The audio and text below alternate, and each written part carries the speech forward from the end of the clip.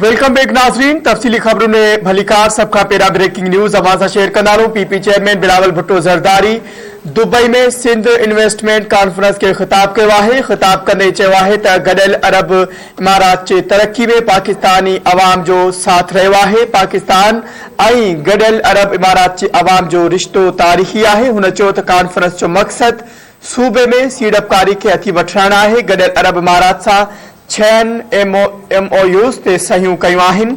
ख़बर के हवाले से अवां खे एक भेरो ॿीहर ॿुधाईंदा हलूं त पीपी चेयरमैन बिलावल भुट्टो ज़रदारी चयो आहे त पब्लिक प्राइवेट पार्टनरशिप ज़रिए कम कयूं पिया। मुआशरे में सरगर्मियुनि खे हथी वठण लाइ पुरअज़्म आहियूं।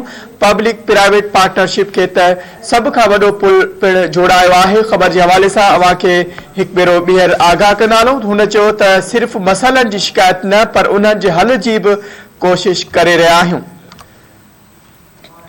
खबर के हवाले से अवां खे एक भेरो ॿीहर आगाह कंदा हलूं। PP chairman Bilawal Bhutto Zardari Dubai में सिंध इन्वेस्टमेंट कॉन्फ्रेंस के खिताब कंदे चयो आहे त गडल अरब इमारात की तरक्की में पाकिस्तानी अवाम जो साथ रहियो आहे। पाकिस्तान ऐं गडल अरब इमारात जे अवाम जो रिश्तो तारीखी है। हुन चयो त कॉन्फ्रेंस जो मकसद सूबे में सीड़पकारी के हथी वठण आहे।